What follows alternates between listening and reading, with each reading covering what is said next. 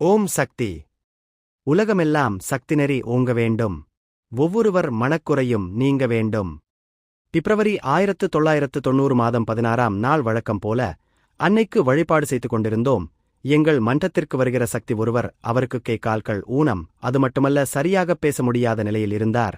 வழிபாட்டின் முடிவில் இந்தச் சக்தி நலம் பெற வேண்டும் என்பதற்காகவே அர்ச்சனை செய்தோம். தாயே, இவருக்கு கை கால்கள் நலம் பெற வேண்டும், நன்றாகப் பேச்சு வரவேண்டும் என்று வேண்டிக் கொண்டு அர்ச்சனை செய்தோம். அவ்வாறு நாங்கள் வேண்டுகிற போது நம் ஆன்மீக குருவின் படத்திலிருந்து ஒரு வேப்பிலை கொத்து கீழே விழுந்தது.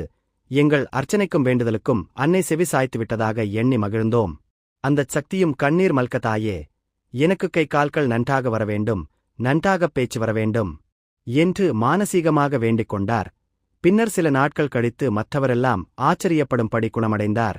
பேச்சே வராது, கை கால்கள் ஊனமுற்று கிடந்த அந்தச் சக்திதான் தற்போது வார வழிபாட்டு மன்றத்தில் அன்னையின் போற்றி மந்திரங்களை வாய்விட்டு உரக்கப்பாடி மகிழ்கிறார். இந்த மன்றத்தில் அன்னை அவரது வாழ்வில் ஒளி ஏற்றி வைத்திருக்கிறாள் என்று பெருமிதத்துடன் கூறி முடித்தார் சக்தி அரிச்சந்திரன்.